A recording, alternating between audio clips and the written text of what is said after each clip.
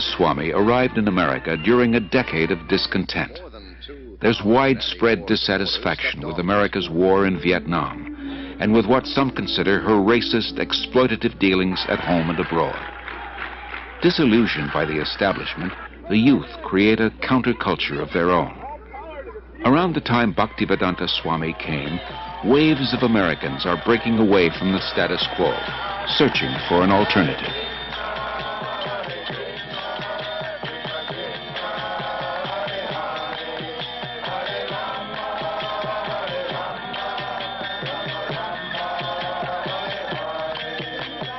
Krishna was all along preparing something, Bhaktivedanta Swami later wrote, and he brought you to me one by one, sincere boys and girls, to be trained in Krishna consciousness. Now I can see that it is a miracle. Otherwise, one old man with only a few books to sell for barely getting food, how could he survive, what to speak of introducing a God-conscious movement in a materialistic society? For Bhaktivedanta Swami, these are happy days. Singing and speaking with the vigor of a young man, he brings the Hare Krishna movement into the public eye, by chanting in the parks, by distributing Back to Godhead magazine, by holding free Sunday love feasts. Many are attracted. His hopes for the future expand without limit. The Hare Krishna movement has taken root.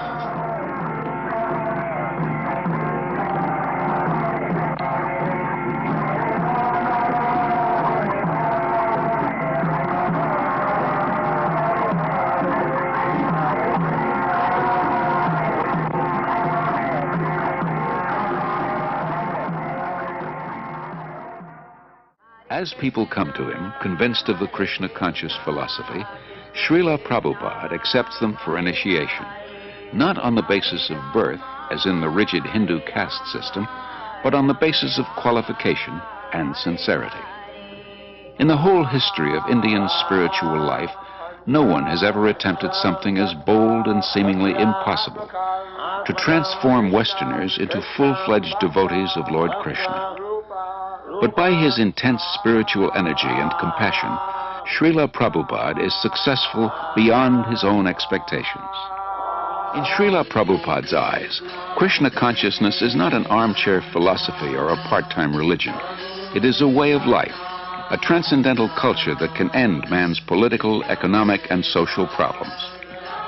To realize his vision, Srila Prabhupada circles the globe 14 times in 12 years, inspiring his followers and discussing Krishna consciousness with all interested persons.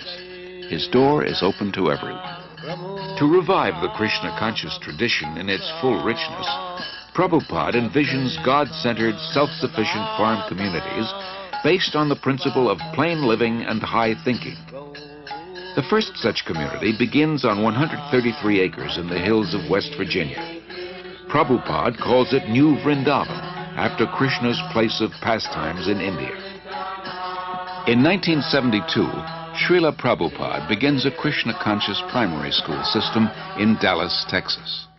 Srila Prabhupada gradually trains his disciples in the time-honored tradition of deity worship to help them advance spiritually. He explains, "I have introduced this system of deity worship among the non-believers, the atheists.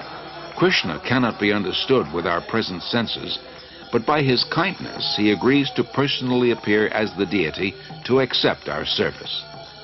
When we are attracted to the beautiful form of the deity, we will forget our attraction for material things. And as we serve the deity, we will develop pure love of God. Then our lives will be successful."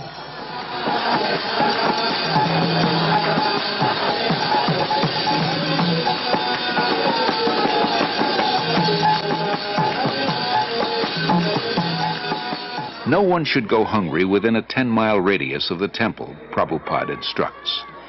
In March 1972, devotees start the Iskcon food relief program, distributing prasad, vegetarian food offered to Lord Krishna. His ambition is to give as many people as possible access to the nectar of transcendental life, whether through philosophy, service, or spiritual food, so that everyone can become happy, hopeful, and peaceful. His most significant contribution is his books. Srila Prabhupada sees 60 million distributed in 28 languages. Professors from dozens of major universities use them as standard texts and write appreciative reviews. Established in 1972, the Bhaktivedanta Book Trust exclusively publishes Srila Prabhupada's works. It becomes the world's largest distributor of books in the field of Indian religion and philosophy. For Srila Prabhupada, the transcendental knowledge in these books forms the basis of the Hare Krishna movement, a movement prophesied to grow for the next 10,000 years. 500 years ago, Lord Chaitanya predicted that one day the holy name of Krishna would be heard in every town and village of the world. By the mid-70s, Hare Krishna becomes a household word. Prabhupada sees his society grow into a worldwide confederation with more than 100 temples, restaurants, institutes, schools, and farm communities. As a child, Srila Prabhupada celebrated Ratha Yatra near his home in Calcutta with his playmates. Years later, he is still celebrating the Ratha Yatra festival, but now on the main streets of 20 large cities around the world, and with hundreds of thousands of disciples and guests.